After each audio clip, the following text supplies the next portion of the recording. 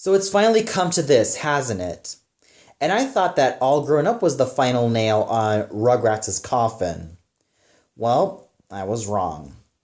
And as I said before, thanks to a comment left by Caitlin Jewell in my All Grown Up review slash sort of rant, I finally discovered that there was another spin-off show that really put the penultimate nail on the Rugrats' coffin. I'm of course referring to the 4-episode spin-off Rugrats Preschool Days, also known as Angelica's and Susie's Preschool Days. What's interesting about this is that in 2005, this initially aired in the United Kingdom, but then 3 years later in 2008, it ended up airing in American soil. Also, this was based on the season episode Preschool Days, and I didn't really see the episode itself, mostly because I was kind of burnt out with Rugrats and with a lot of the Western animated shows in general, because I was mostly focusing my attention towards anime. And that was all ever since when I was like 12 years old. So I didn't even bother with a lot of the stuff from Nickelodeon or even Cartoon Network too much. I mean, I would watch them from time to time, mostly if they have like an anime programming done there, even if it's with Avatar Last Airbender concerned. So, yeah. And, well, with this one, it did not leave a good impression on me at all. And, well, I could see why a lot of people hate it. And to some people, they hate this more than they hate All Grown Up. And probably people think that this one's even worse. So let's see where my judgment falls. And this is going to be more of a rant more than a review. I might be sort of critical from certain points, but this show has kind of left me feeling pissed. So let's find out. So the story, it's basically nothing. Nothing feels urgent. Nothing feels like it's exciting. And for a show that has preschoolers in it, a show that has like a usual preschool setting with a teacher, you'd think that they're all gonna learn like new lessons and what life has to offer them, right? Wrong.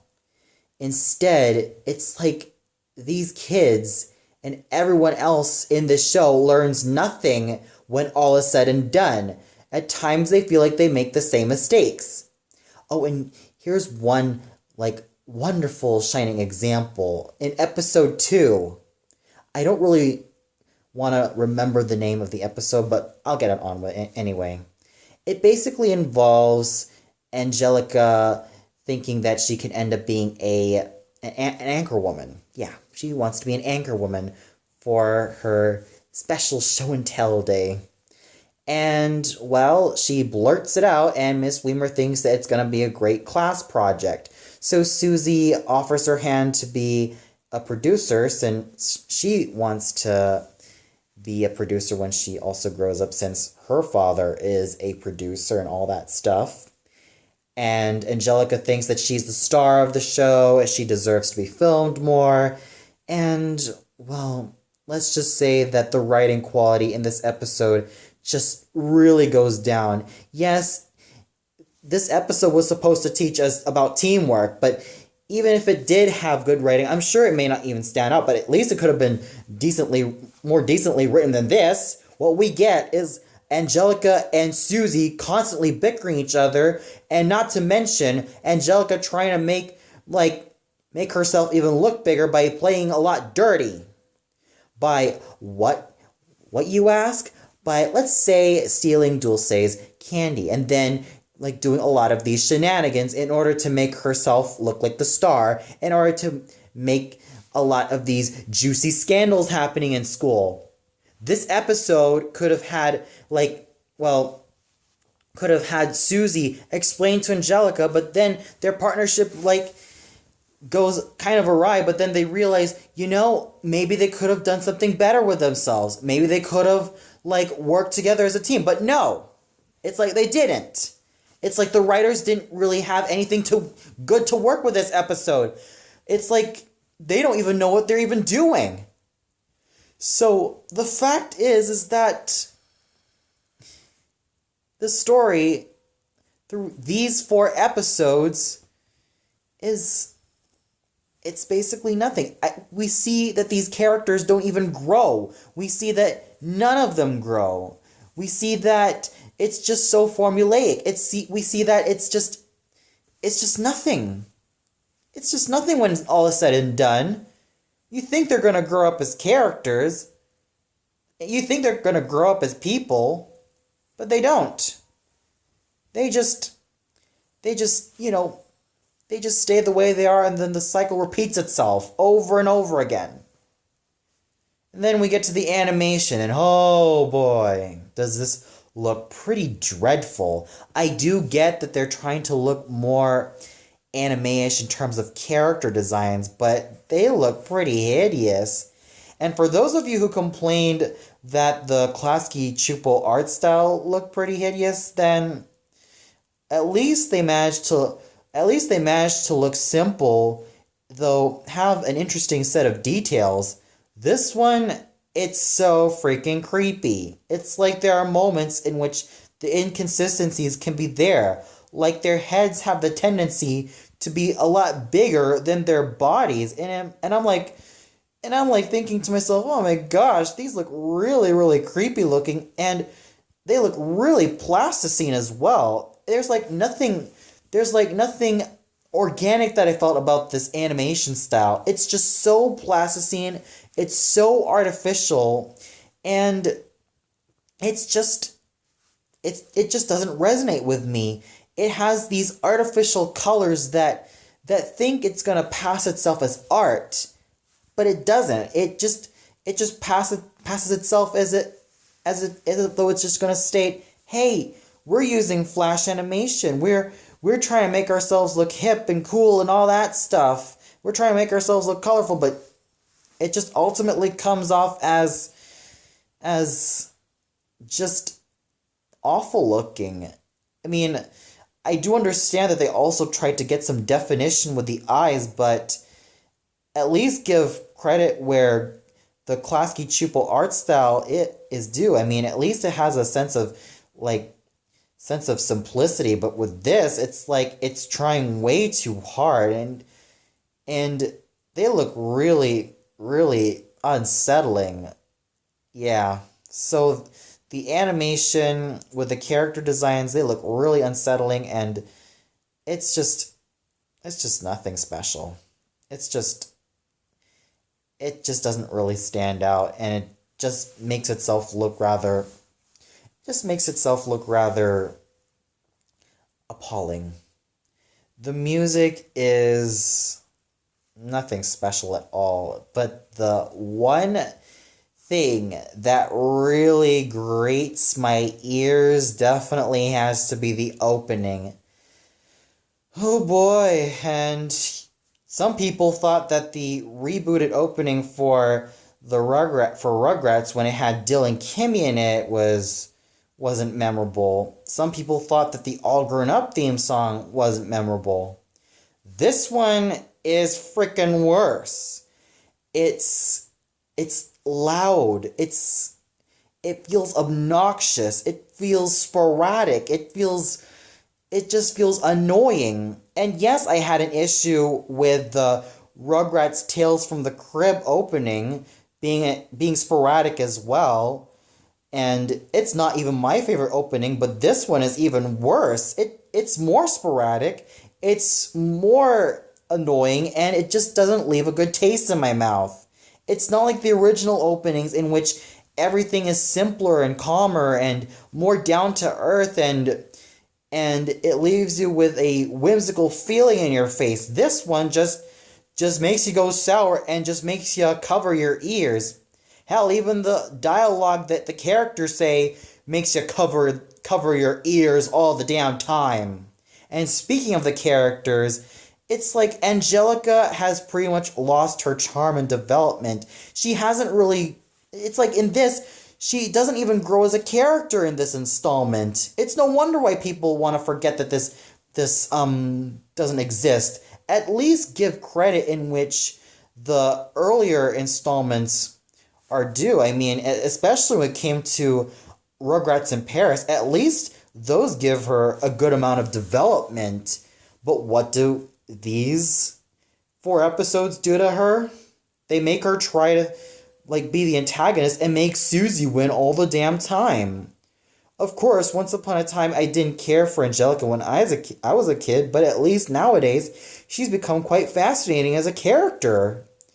And the fact that this show just made Angelica just seem rather like a main antagonist to every single episode makes me feel makes me feel rather disappointed inside, and they could have just developed her so much more, and they could have made her grow so much more. I mean, Susie is the only okay character in this show who's basically like the straight woman to Angelica's bitchy nature, but with Harold Frumpkin, okay, he is just totally unmemorable. I mean, I could say that he's also quite unmemorable in All Grown Up, but at least he did have a shred of personality. But in this one, he's just not memorable. I mean, even Savannah, I didn't even care for Savannah in the All Grown Up spinoff as well. But with this, I thought she was just your stereotypical mean girl, and that's just it.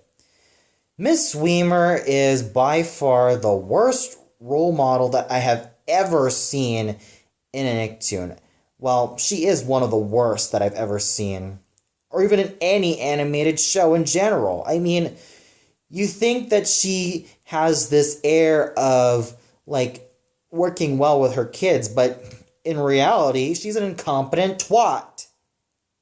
She's someone who on the inside probably doesn't even care about her job, and is just there for the money, and just is there just to, hope that after her teaching job, she can just go home and just do a lot of yoga and all that stuff. It's like she's not even memorable as a character. I find her annoying. I find her two-faced. I find her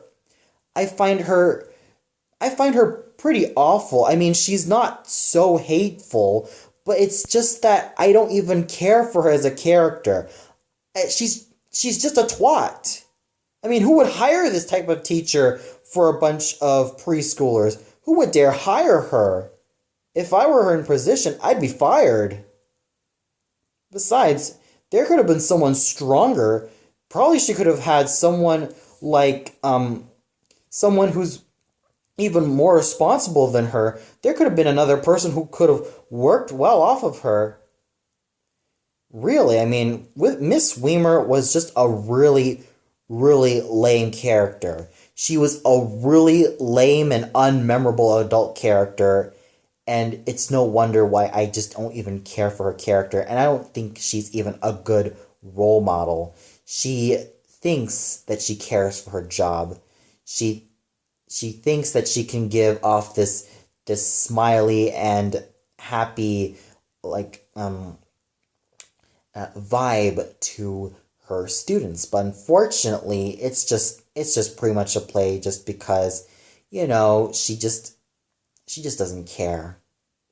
She doesn't care at all, and I don't even care for the other characters as well. I mean, Leonardo is your stereotypical gross boy. Clark is your stereotypical superhero wannabe. Dulce is the girl who loves to eat sweet stuff. Julia is the squeamish one. And then, excuse me. Oh, yeah. Lucas is also yet another decent character, but there's nothing to him at all. So overall, the characters Well, especially with the likes of Angelica and Susie, I felt like they were seriously downgraded. I mean, the characters kind of range from very boring to just totally annoying and very grating, especially when Miss Weimer is concerned. The voice acting, I would say, well, at least give them credit. I mean, at least they try their hardest and given the circumstances. I mean, with the likes of not just the usual Cheryl Chase and Cree Summer and Pat Musick and Shayna Fox as Angelica, Susie, Harold, and Savannah respectively, but she also had Vicki Lewis as Miss Weimer, who also voiced Miss Carol in one of the earlier seasons of Rugrats. And then you have the likes of Hendon Walsh, and what was that? Ah, yes, Hendon Walsh, Tara Strong, and Pamela Adlon, and many others as well, and even Kimberly Brooks. So the fact that you had a lot of great voice actors and even veteran voice actors and talented ones at that, giving off such crappy dialogue is just really heartbreaking. And I'm just pretty sad for these voice actors as well that they had to end up working in this tripe. So overall, wow. This spin-off has literally left my brain rotting. This has none of the charm of the original Rugrats. This has none of the character development in which it's been well known for. Nobody learns new lessons. Nobody learns from their mistakes. And this is one of those shows that really deserves to be buried in obscurity. And you know what I'm going to give this show. A well-deserved 0 out of 5. There's nothing memorable about this show, especially the freaking opening. And like I said, every character in this show have either seriously degraded or just became so unlikable for me and so lifeless for me. And if you dare see this show, don't even bother. Just pretend like it never existed. Funny fact again, this little spin-off show was also part of the 2 Rugrats Tales from the Crib DVDs. Yeah. So if I were you, skip this freaking spin-off. And you know what? Like I said, I thought that All Grown Up was bad. But you know what makes All Grown Up at least somewhat slightly redeemable? At least it had an interesting concept to fall back on. At least it knew that it had a concept, but it didn't really implement it fully. It didn't really take a lot of great tips from other shows, and it just became something that was just forgettable. This one, it had nothing at all. It deserved just to have been an episode and nothing more. It could have just been called a day. And that's what I felt about, well, Rugrats preschool days. Well, Caitlin Jewel, I hope you enjoyed my thoughts in these installments. And yes, I did go pretty overboard with this spinoff, but I feel very burned out about this one. I am totally burned out. So, tune in next time in which I finally review Ren and Stimpy. And oh boy, this is definitely a show I've been wanting to talk about. Because, like I said before, this was also one of the first Nicktoons, aside from Rugrats and Doug. So, stay tuned for that review, everybody.